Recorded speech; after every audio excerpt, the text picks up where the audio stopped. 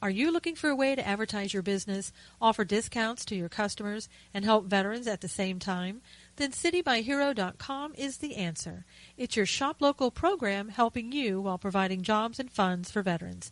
It's simple to sign up, easy for your clients to find your business and your offers, and there are many plans to choose from that fit your budget and your needs. Go to citybyhero.com and sign up today, and we'll make a donation for you to a veterans organization. citybyhero.com.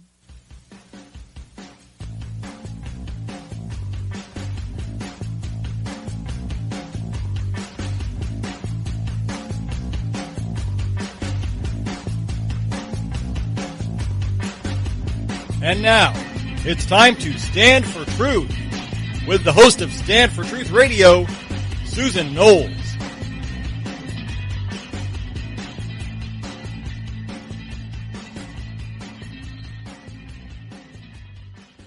And welcome to the program, everyone. I am your host, Susan Knowles. So glad you could be here today. Please check out my website at susanknowles.com and all the articles I do there. And please check out the shows I do in addition to Stand for Truth Radio, such as Knowles on the News and God's Views on Political News. And that's a show I do with my co-host, Bill Cloud. You can find the shows by just going to my website in the search bar, put in Stand for Truth Radio, and it'll bring up all the shows. Or you can go to Spreaker.com or the Spreaker phone app, and just type in Stand for Truth Radio with Susan Knowles, and you'll get all the shows there as well.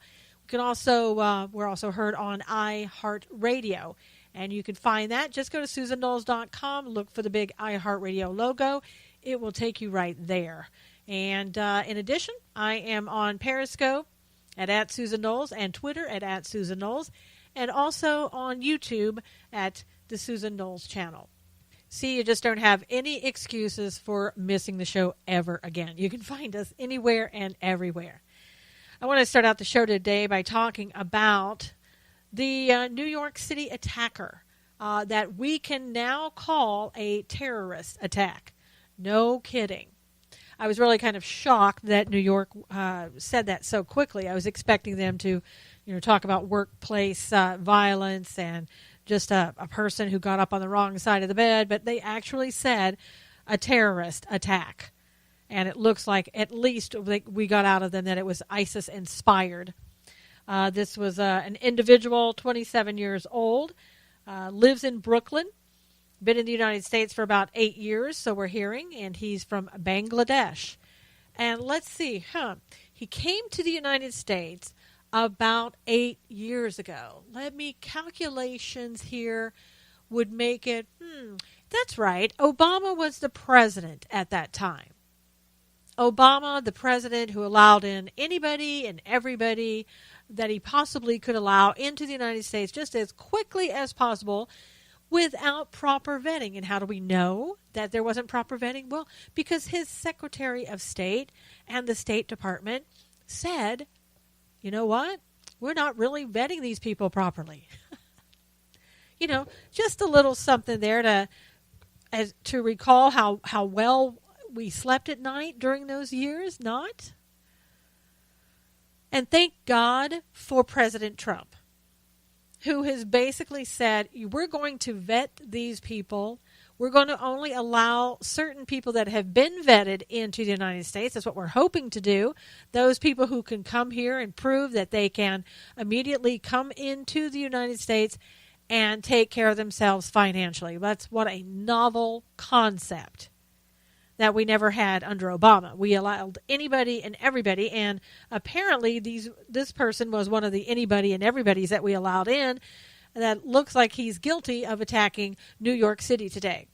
And no telling what he was going to do.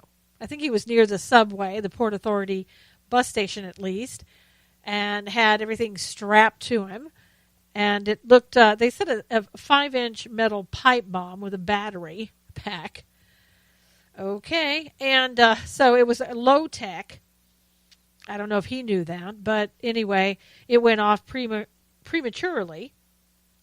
And he's in some pretty severe damage right now to himself. Lacerations, I heard, burns, and there's film of him sort of laying there on the sidewalk after it going off. Don't play with fire. That's all I can say. According to some early statements, the suspect said he made that where he worked. Okay, so I'm interested in knowing a lot more about where he worked and about what they teach those people there and about what kind of security measures they have in that environment. It was so frustrating, I tell you, to watch all these people. Governor Cuomo coming out and talking, and the mayor was talking. Everybody was talk, about, oh, well, this is a terrorist attack, and we're not going to be stopped by the terrorists, and we need to just go on and do our daily lives. We're New Yorkers, so we're not going to be stopped by this. And to hear someone say, and I don't know who this gentleman was, he stepped up to the mic and he said, this is the new normal, basically. This is what we're going to be able to expect from now on, the new normal. What does that sound like? That sounds like former President Barack Obama, where everything's the new normal. Not having enough prosperity in the United States, new normal. Terrorism, the new normal. Everything, the new normal. In other words, this is what a progressive liberal sounds like when they want to tell you, look, we're going to have to take away some of your freedoms here because, you know why? Because we're going to allow anybody and everybody to come into this country, and this is what you are going to have to live with. That when we get these people in this country, they may not be friendly to the United States, but that's okay because we want to welcome everybody. We want everybody to come in here, and you're just going to have to get used to the fact that you may get, attacked every now and then. And I'm calling BS on that one. No, we don't have to get used to it. No, it's not the new normal unless you want it to be the new normal. And thank God we have a President Trump, who doesn't look at this and say, oh, well, it's the new normal, just get used to it. No, he says, no. We're going to make sure who you are before you come here. And it's just progressive speak. That's all it is. Whether it's Obama, whether it's somebody in New York, like the mayor, the governor, progressives, total progressives that want your safety to be compromised by you just, accepting it the way it is. No, and no. We're not going to accept it. And never accept it again. We had to acquiesce, I guess, in some ways under Obama, although I didn't. I know you didn't. Most people, I think, did. And we allowed these people to could just storm our borders, come on through, and they put down the red carpet for them. It wasn't that they just snuck across the borders. These people were welcomed in because people made a lot of money off of it. As I talked to you before, there are 9 organizations that get paid about $2,000 a head for all these refugees that come into our country. Well, you know what? You can go out of business for all I care. Because our safety here in the United States is much more important than you making a few bucks off of refugees that come into our country that may do us harm.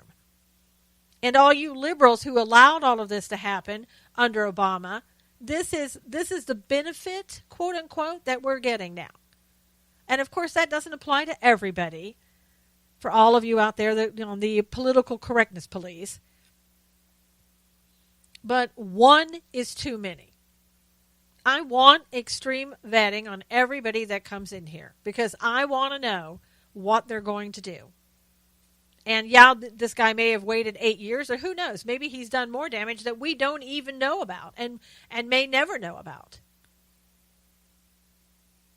That's the problem when people come in and you don't know who they are and you don't know what they're capable of or what they're going to do. Now, some people have said this guy may be somebody who, is being used by ISIS, but he's not. Maybe this was a guy just to see how things were going to go down before the real attack hit. And it's funny, not funny, haha, but funny in an odd way, that supposedly New York was warned a couple of weeks ago that there may be ISIS attacks. What were they doing to assure that their people weren't going to be harmed? I don't know. It doesn't seem to me like they did a whole lot, but, I'm not in New York. I don't know. Don't want to second guess. Yes, I do. Those people in charge in New York. I mean, apparently you can't prepare for everything, but you certainly can increase your chances of nothing happening when you don't let people into the country that you know nothing about, that you haven't properly vetted. And thank God the Supreme Court seems to be on President Trump's side, that we can continue to cut down on the number of refugees that come into this country. I know President Trump's probably already cut it to, I think, about a half of what it was, more than a half of what Obama used to allow into this country. We need to have even less. And I'm sorry for all those who want to come here in the land of opportunity. We have to get over this idea that everybody should be allowed into this country. Not everybody should be allowed to come into this country. I know that's a real wake-up call for the liberals, and they hate to hear that because they want open borders. They want this globalist society. Well, that's where we're headed by the liberals on the left. And if we don't stop it, this will become everyday norm for the United States and everywhere around the entire world. I don't want to live in that kind of country. I don't want to have to worry every time that I go out that something may happen, that somebody may, strap some bombs to themselves or pipe bombs or whatever and try to blow people up. That's not the world I want to live in. We didn't used to have this. When we had a president in charge a long, long time ago, really long time ago, that looked at things and were more cautious about who we allowed in. And that's before the progressive liberal agenda really took a stronghold in the United States. You notice before that happened, we didn't have these issues. And I know times have changed, and we're bound to see things like this more and more. I get it. But we have to be proactive and stemming these type of things before they happen. We really, really do. So we might as well start now. And I'm tired of hearing that new normal. Just like I heard it from, I don't know, who was this? Another progressive on the left, Jerry Brown. Governor Jerry Brown of California. We've been having a ton of fires in California. San Diego County, Los Angeles County, Ventura County, and now it's gone into Santa Barbara County. So there was a press conference on Saturday, and Governor Brown was there surrounded by, affirmative shaking heads to everything that he said. And honestly, he seemed out of place. He acted like a schoolboy. I was kind of shocked. And it shouldn't be, but I was shocked. And he started talking about, this is the new normal. Residents can expect because of ignoring climate change and man-made global warming. So, in other words, all of these fires, Governor Brown has determined that this is just caused by climate change, global warming, and by gosh, you people in California and probably around the whole United States and internationally, this is just the new normal. Get used to it. He said, with climate change, some scientists are saying that Southern California is literally burning up. So we have to have the resources to combat the fires, and we also have to invest in managing the vegetation and forests in a place that's getting hotter. So, in other words, Jerry Brown is saying the federal government now, or the state government really, is what he's talking about, has to go out and manage the forests. And what that means, it's the Democrat code word for land grab. So in other words, Jerry wants to take up as much of the forest as he possibly can and get the help of the federal government so he can manage the forest better. He can't even manage the brush on the side of the road, but Jerry wants to go and manage the forest for you in California. So Californians, look for land grab and increase taxes, because that's what Jerry's talking about. Now, contrary to what Jerry says, and it doesn't really matter because he's not listening to anything that may make sense, but the U.S. government's National Climate Assessment Report says that they looked at a connection between global warming and western U.S. wildfires and found a low to medium confidence for detectable human climate change contribution. In other words, no, Jerry, there is no connection, and you're full of it. But we knew that. He's even gone on. He went on 60 Minutes last night, and I didn't watch the interview. Number one, I don't watch 60 Minutes. Number two, I wouldn't watch 60 Minutes last night, even if I typically watched it. Because why? Because Jerry Brown was going to be on 60 Minutes. And he said, I don't think President Trump has a fear of the Lord, the fear of the wrath of God, which leads one to more humility. This is such a reckless disregard for the truth and for the existential consequences that can be unleashed.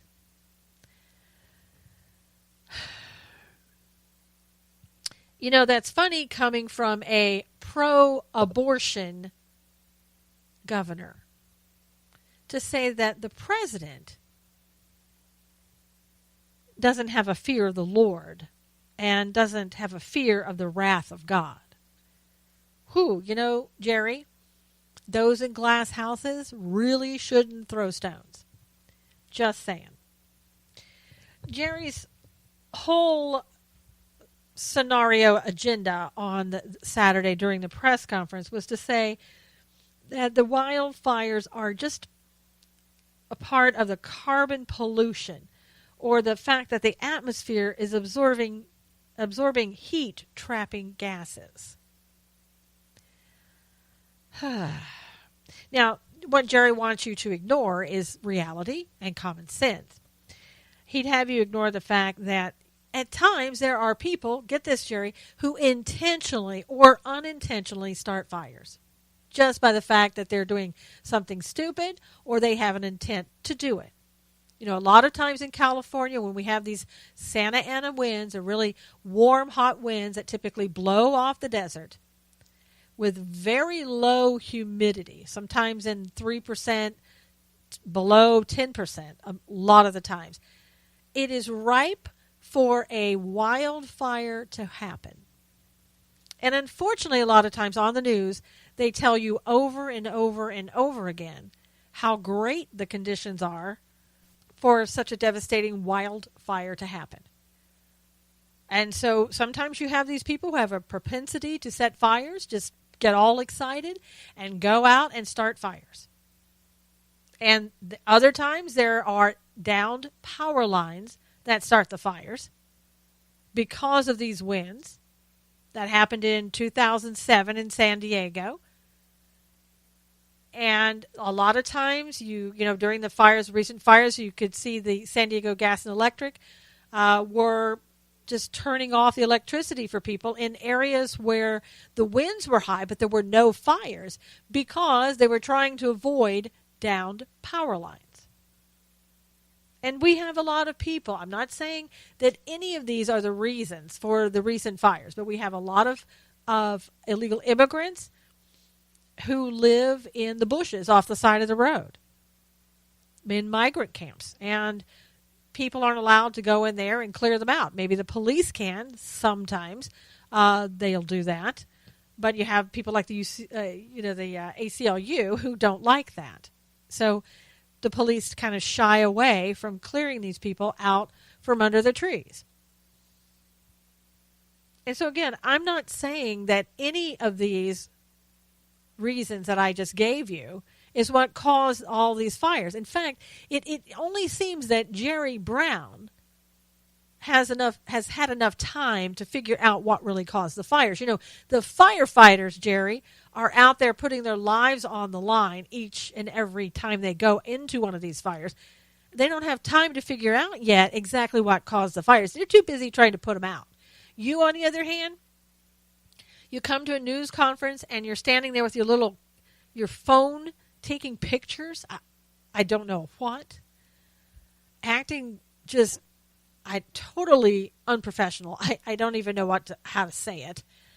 And again, he's sitting there talking about climate change and how he hopes the government and all these other people, it's my Jerry Brown impression, will, take it seriously. And that Jerry, there needs to be heroic efforts like the one he's taking internationally to try and change everything. Because, remember, Jerry went to the Paris Accord, the one we pulled out of and said, this is crap, we're not doing it. Jerry went there and said, how can I go back and make California better? He's not trying to make America better, great again. He's trying to make California great again, going in the opposite direction that we need to be, of course, but that's Jerry Brown. And, thank goodness this is his last term, but as I try to point out to people, we have a governor wannabe, Gavin Newsom, waiting in the wings, who will be even worse, if you can believe that, if you can even imagine it, even worse than Jerry Brown. Gavin Newsom is so far left that there's no place to go. There's no place left to go. That's it. And we do have a candidate who's running, a Republican. Barely anybody knows his name because it's California. They're not even concerned about a Republican. And I don't know how much the GOP will help this guy in his race if he decides to run as governor of California. I think his name is John Cox. I'm not even sure myself. Haven't heard a peep. Haven't seen a thing. Probably a little bit too early. But Jerry's on his way out. But don't fret, America, because Jerry wants to be your president. At least there's been talk in the past. So, keep that door open. Not. You may see him instead of Bernie Sanders coming up in 2020. That is, if we're still here, if climate change hasn't taken us by then. And you may recall that Jerry went to Vatican City on when they were talking about climate change earlier this year. And he said that Brown appeared ready to convince the world that he's right on climate change and believes the only way to bring about transformational change. Does that sound familiar? We heard that somewhere before in the past 8 years under a failed administration that just left office. Thanks again. He said the only way to bring about a transformational change is by including the mass mobilization of the religious, theological, and prophetic sphere. Now, let me just translate for you. That is a very transhumanist and New World Order globalist stance there. Just to point that out, in case you didn't know. He said, the problem is us. It's our way of life. It's our comfort. It's the greed. It's the indulgence. It's the pattern. And it's the inertia. Okay, see, Jerry, I like having electricity in my house with running water and my ability to flush a toilet and take a shower. Now, that may be comfort to you, but that's a necessity and essential for me. And I think for most people. So Jerry would have you living outside, I guess, in a tent, as long as the tent was made out of recycled material. You could go to the outhouse as long as you've dug it deep enough and have some way to protect the environment with your gases, the carbon gases that you're producing, and the footprint, the carbon footprint that you're making. Jerry, go. Just go. He said the power here is prophecy. The power here is faith, and that's what this organization is supposed to be about. So let's be about it and combine with the technical and scientific and the political. Again, very transhumanistic, very New World Order BS. And he added, at the highest circles, people still don't get it. It's not just a light rinse that's required. We need a total, I might say, brainwashing. He actually said that. He said, we need to wash our brains out and see a very different kind of world. Jerry, I don't want to live in your kind of world, and I'm not going to be brainwashed by people like you who spout this climate change BS. See, I'm hoping when Jerry leaves California in 2019, because 2018, it's up for him, and he'll be clearing out his desk and he'll be gone.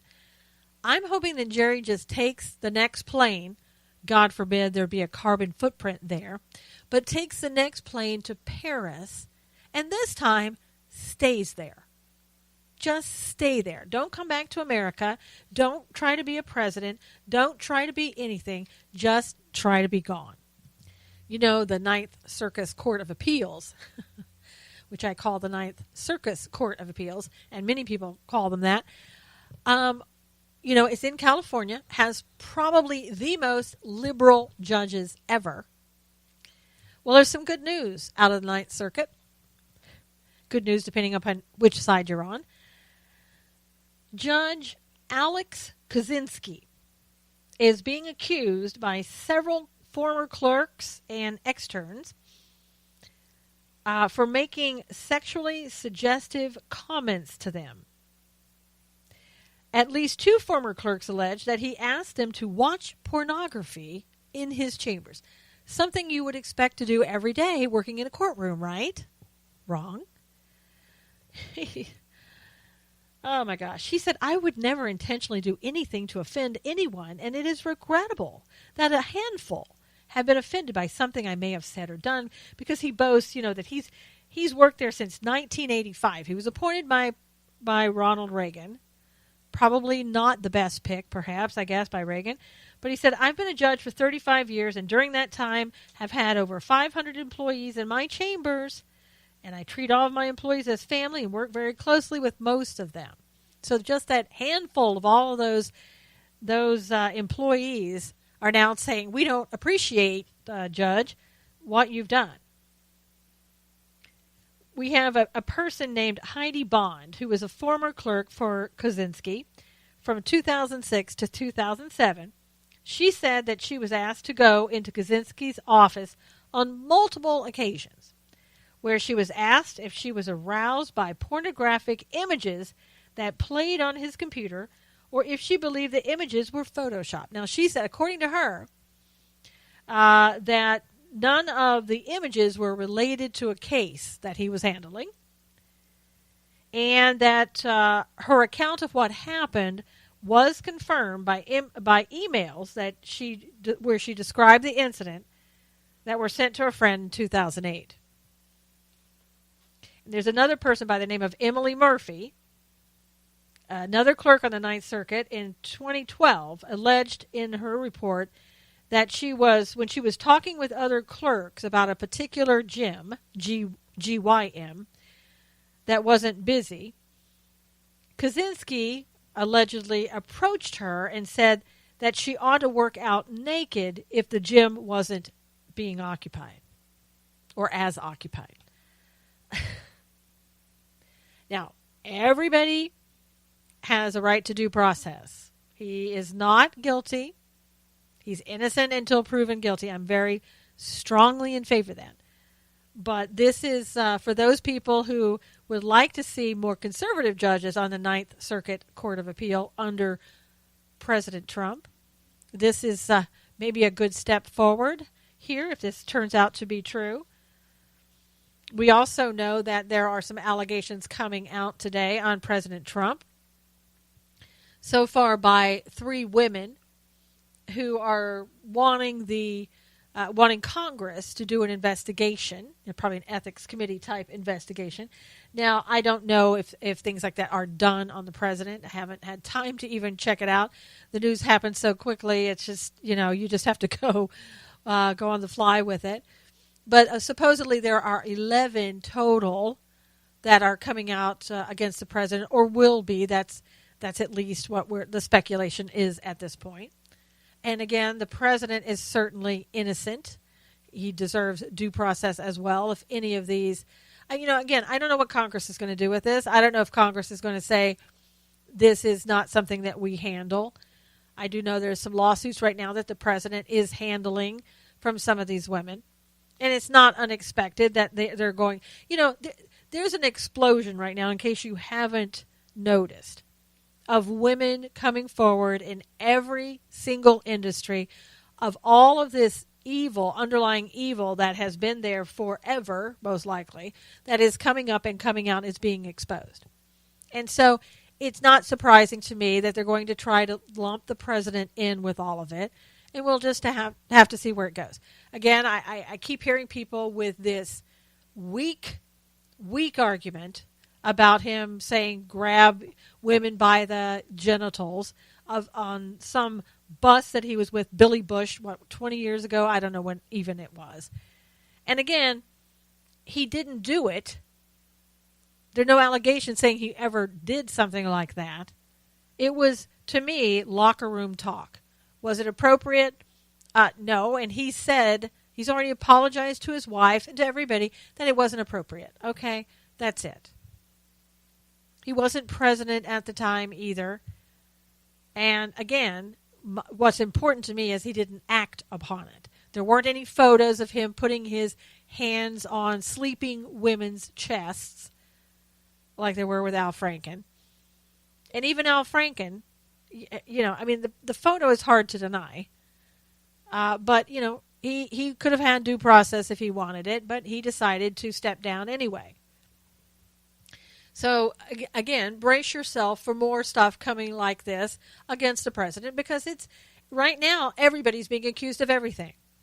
Roy Moore accusers coming forward from, again, trying to say, yeah, I did write in the yearbook, but, that's only because I wanted to remember who he was. Not saying that in the beginning, the entire thing, hey, look, this is what I wrote into the yearbook.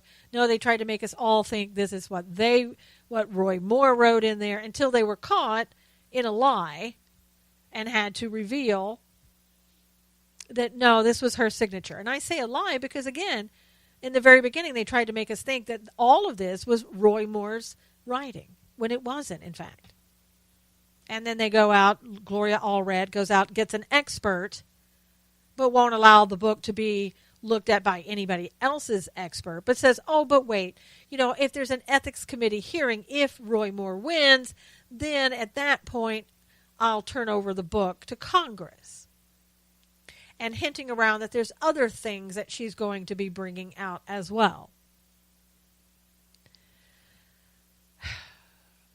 I'm telling you, all of this is going to be used in 2018 and 2020. And what I mean by that is women in politics, you're going to start hearing, hey, you know what, we should elect women. Women don't do these type of things. Women can be trusted. Women don't sexually harass, abuse, or anything else other people. Now, we know that's not true. Nobody's come forward yet accusing a woman of that. It's got to be women out there somewhere that either has sexually harassed a man or a woman, and they're just being silent for this time. But it's going to be used by women in politics, especially towards women in politics, to say, elect us president. Elect a woman a president, and you won't have this type of problem. You wait and see. We might even see for the first time an all-female ticket, president and vice president. That may be coming in 2020. And it's really sad. I mean, for some of the women who are truly victims and have been victimized, all the other people and the false allegations and making things up, it hurts all women. Of course it does. And those women need justice. But being used for politics when there really aren't victims is not justice in any way, shape, or form. And again, we'll just need to see what happens tomorrow, which is the election in Alabama, to decide whether or not it's Roy Moore or Doug Jones, the Democrat, and see who gets elected. This will be the election that the people of Alabama will decide themselves. There's already news coming out that Roy Moore is behind Doug Jones about 10 to 12 points, something like that. I don't believe it. I really don't. Just yesterday, he was ahead. Some that were reporting that. I think this is going to be just like they did with President Trump. They're going to make you think that Roy Moore is very behind in the polls, when actuality he is not. But we won't know that until the final tally. And this may be something that you aren't too aware of. Remember Evan McMullin? He was that independent third party that tried to come in there at the last minute and try to steal votes away from President Trump.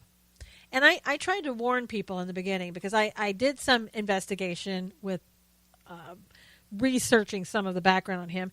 And I found out that he had been a volunteer, if you will, with the UN and some other things about him. But that was enough for me right there to say, stop. This candidate is no good. If you have done anything with the UN on a voluntary basis because you wanted to be there working with the UN, then you're done in my book. That's all I needed to see. But apparently a lot of people liked him, wrote him in and all that because, a lot of people at that time didn't like President Trump and they thought, well, I've got to write in somebody. So McMullin recently founded a nonprofit organization called Stand Up Republic. And curiously enough, he's jumped into the Alabama Senate race this week with a $500,000 ad against Republican Senate candidate Roy Moore. Wow, I'm shocked. Not really. Now, one of the ads features a man saying, Roy Moore makes Republicans and us Christians look bad. See, when they're starting to use the Christians, number one, when a person does that, you can automatically almost be sure of the fact that they either aren't a Christian or they're hiding something. I'm sorry. That's just my opinion. And it said the massive ad buy may end up being one of the largest third-party interventions in the state of Alabama.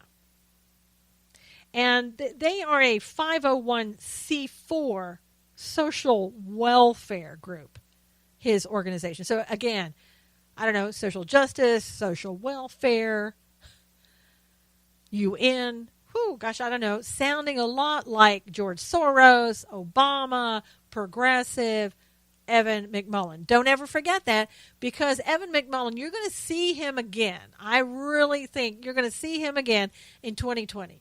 And I don't want you to forget who this guy really is.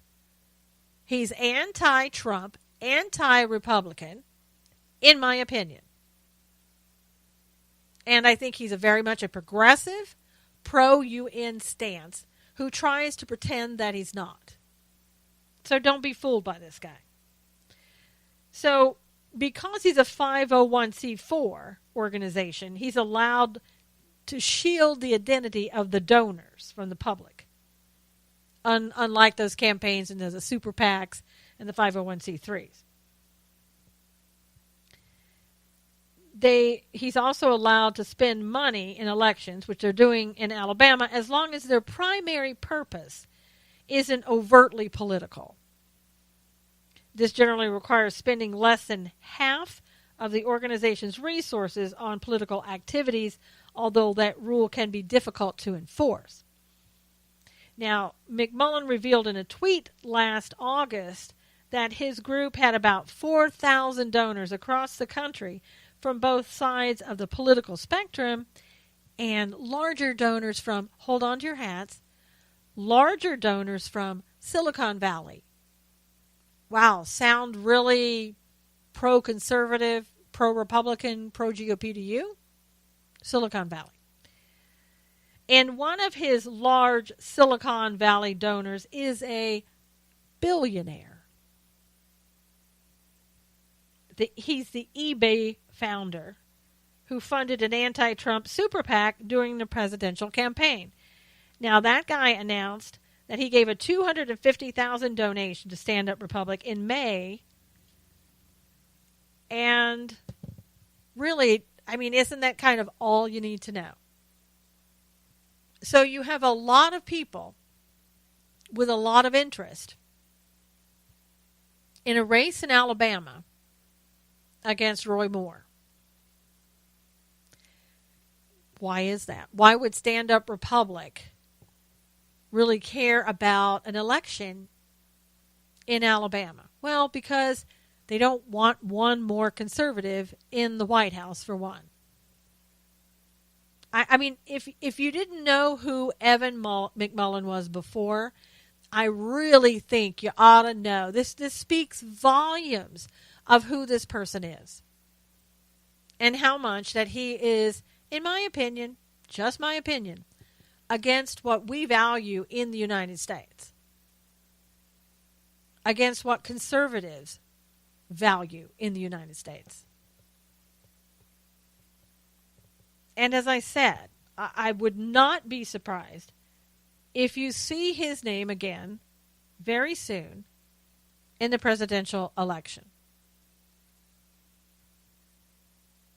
And, you know, before, when he was in the election in 2016, all he wanted to do was prevent President Trump from getting into office. And he came out, oh, no, I really care about what's happening. I care.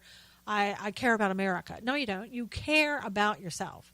You care about your anti-conservative message is what you care about, Evan. You care about your progressive, liberal, UN-affiliated message. That's what you care about.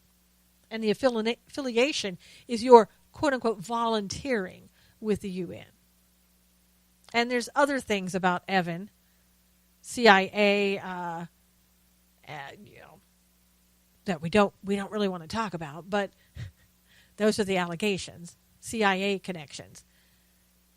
So, in other words, remember Evan McMullin. Remember who he really is. So when you see him again, you're going to know not to fall for it a second time, if, in fact, you really fell for it the first time, which I doubt. You know, and another thing I think that we need to start really concentrating on, and I think we pretty much have in the past, but it's going to be a real issue in the future. In looking at millennials, millennials are now the largest generation of voters, according to a new Harvard University poll. And Republicans really should take heed because most of them vote with the left, as we know. Now, that's always an issue in California, but a lot of times millennials don't vote at all. So that could be a good thing, according to this report. You know, if you're looking at the report, if you're a conservative, you're hoping that the millennials don't vote. Here are some of the things that millennials are saying. They're saying that they're worried that blacks and Hispanics feel significantly under attack in the United States. And those polled say they believe the issues regarding global warming and gun control are being ignored in Washington. So, in other words, they believe the brainwashing about blacks and Hispanics from the 8 years under Obama. And the global warming and gun control, same thing. Under 8 years, they've been listening. And they've certainly been listening to what Obama said for 8 years. And a lot of them grew up on being told this about climate change, global warming, and that blacks and Hispanics weren't being treated fairly. They've listened well, unfortunately. They say a mere 14% of young Americans believe America is generally headed in the right direction. Fear currently outpaces hope for our future, 67% to 31%. So they have more fear about where our country is going than they do have hope, 67% to 31%. They say that President Trump's job approval ratings are slipping with the crowd, down 12 points among young Republicans, 8 points among independents. Nearly 80% of millennial Americans are concerned about the state of race relations today, again, thanks to President Obama and the garbage that he was spewing. With 68% of blacks and 46% of Hispanics claiming that their race is under attack a lot in America, while 15% of whites have that perception. And again, I'm not saying and discounting those people who are attacked that are Hispanic or black, but the statistics don't hold up. It just doesn't prove what they're saying. The statistics don't. And again, it's mostly, I believe, President Obama, former President Obama, and who still believes he is the president, and those people in the schools that are continuing. The progressive liberalism has gone on in the schools since the early 1900s. It doesn't change just because we have a different president. Public schools have been predominantly progressive and liberal since the early 1900s. Think about that. And it isn't changing. It really isn't. So they're continuing to be taught garbage in the schools of this nature. The millennials, according to this study, now, and believe me, it's from Harvard University, okay? So right there, it's telling you it probably has a slant left. So take some of these statistics with a grain of salt. But it's also good to hear what's being said and what's being put out there. They want Democratic control of Congress preferred 2-1. A whopping 67% of millennials believe that America's greatest threats come from forces inside, not outside of our country. There again, that whole 8 years of believing, let's just open the doors, open the floodgates, bring all the refugees in from everywhere, because every single one of the refugees coming in are just great people. They just want a better life, and we are obligated to give it to them. That's what they've been taught for the past 8+ years. In response to an open-ended question about top threats, President Trump, ourselves, and racism were the top responses. So their top threat for them is President Trump. And then they blame themselves. Where is that coming from?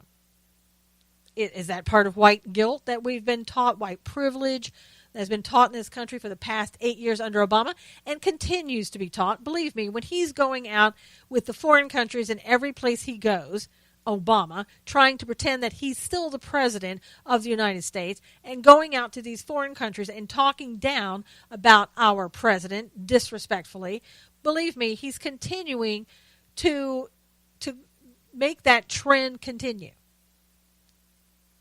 He continues that trend of the garbage he started before he left office and goes out and talks about Trump, talks about racism, on and on and on. And it saddens me for these millennials to think that President Trump is a top threat. And they only would get that from mainstream media and those on the left.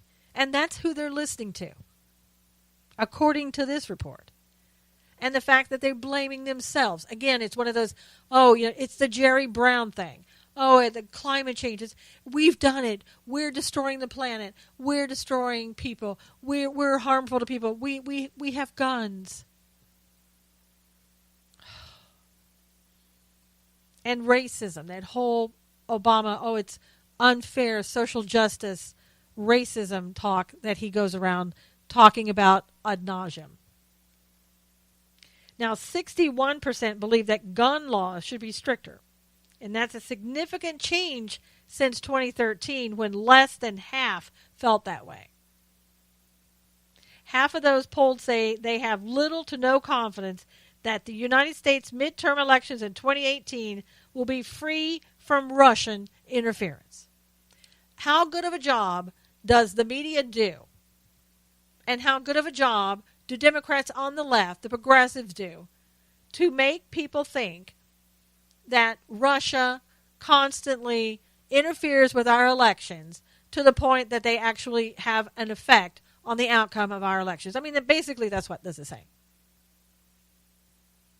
And honestly, we're not doing as good of a job as mainstream media and those on the left to get the word out that this is total garbage. We don't have the donors, or if we do, the donors aren't giving us the money to keep talking. It's people like myself and others on radio shows like this that we hope people will hear, that we hope people will share, and continue to spread the word, because we're the ones getting the word out. Other people aren't. And then I know you do. You do like I do on social media. We're doing it constantly, trying to get the word out. But we need a broader audience to get the word out too. Because obviously, the millennials, for one, and I'm sure there are other adults, they're believing the garbage. They're believing the garbage. You know, Russia's always tried to interfere with our elections and everybody else's. And other countries have tried the same thing. It's what they always do. Another good reason why you should not use electronics when you're talking about voting. Because computers can be hacked. And I know we have hanging chads and things of that nature. There's no fail-safe process that's ever going to work 100%. There's just not. But it's just been made into something more than it really is. We never talk about former President Obama's interference with the Israeli elections and how he tried to prevent Netanyahu from being reelected. We don't even talk about that. Now, maybe he didn't hack into anything, but he sure tried, right? So why was he even doing anything like that? It happens. People try to influence races in other countries all the time. And so we and other countries just have to try to prevent that from occurring. That's what we do. It's normal procedure. But it's amazing, you know, that we have trained millennials and other adults to believe that this is happening every single time, and that somehow, you know, even now that President Trump is somehow helped with the Russian interference. And if not Trump, then somebody in his administration, or the, you know, fairy dust that fell down from the sky, whatever the case may be. It's crazy. And then by more than a 3-to-1 margin, young Americans believe that social media platforms like Facebook, Twitter, and YouTube have an obligation to regulate fake news. In other words, these millennials, at least the ones in the report, have been taught that free speech should be restricted, and that the people who are restricting the free speech ought to be social media platforms like Facebook, Twitter, and YouTube, and that those same people are obligated to restrict free speech by determining among themselves what fake news is. And if any of you listening out there are on Facebook, I almost said fake book, YouTube and Twitter, you know how often you were censored and put on restriction and demonetized because somebody has decided they don't like what you have written or spoken about on those platforms. And when I say somebody, I mean those people working for those organizations. And so millennials are okay with that. You know, that's why they're so okay with going to the airport and having their freedoms taken away there by TSA agents. They've never known any other world than that type of world. You know, a lot of them were born after a certain period of time where we'd given up our freedoms to TSA, to having more security at different places. I mean, that's the kind of world they were brought up in. And so they've continued to see it. They were very young and it wasn't that way. And then all of a sudden, for them as teenagers and older, this is what they get. And millennials, they want to do something, and everything that they do, they want to make sure that they give back and save somebody in the world. And while a lot of that is very commendable, that you want to do something that's positive for the world, a lot of times it's at the detriment of someone else. It's at the detriment of the country. But again, they've been taught that America is bad and other countries need to be brought up, on the same level as America, or America needs to be brought down to other countries' level. And where did they learn that? Well, Obama was one of them, but the progressive public school curriculum is another thing that has taught them about America in a negative light. And again, I say thank God again for President Trump, who is saying America first, that we need to think about ourselves first before we help other countries. And we always help other countries. We always have.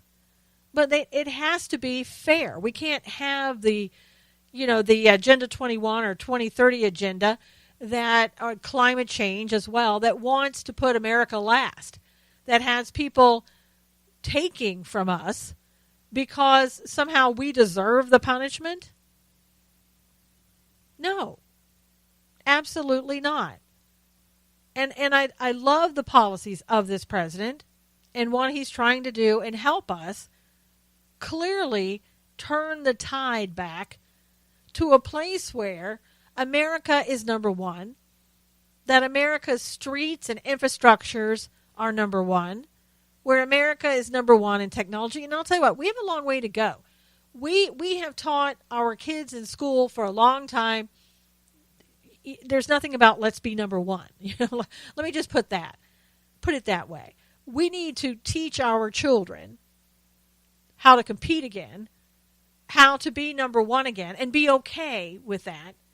Be okay to have competition, and that it's okay to win, and not everybody is going to win. And it's, you know what? You just try harder. We can't continue to hand out little trophies to everyone and call everybody a winner and not expect that people need to work harder sometimes. That old attitude needs to go by the wayside. And I think you'll see as times get better, as more jobs are created, and my gosh, he's created so many jobs now. And as people start having money back in their pockets that they can actually spend and not be afraid or feel guilty about spending money on their own family for some things that may not always be contributed to charity or food and necessities and trying to survive. That it's okay to have some luxury items in this world. It's okay. We've been taught too long by people like Jerry Brown that it's greedy to want to take care of yourself and to want to live comfortably. Unless Jerry is living without heat and flushing toilets and living in a teepee somewhere or a tent outside in the cold, I don't want to hear it from you, Jerry. I don't want to hear it from you, because what progressives do is they tell you how you should live your life while they are the ones that are living up on the hill somewhere in a big mansion and looking down on the freezing people down below. No, thank you. I want to work hard for the money that I make, and I always have, and I know you do. And I want to be able to make decisions upon how I spend my money. And Americans, let's not forget, are always, always, always have been and always will be a charitable nation. And don't allow them to make you feel guilty about how you spend your money and how much you give to charity, because you know as well as I do that we always give. Always. Americans pull together. They come together for each other. despite what the progressives would have us believe, that we're always fighting each other. Remember, that's how the elites, that's how the globalists, that's how they stay in charge, by making us believe that we don't love each other as we do. Until next time, God bless you. Take care. See you then.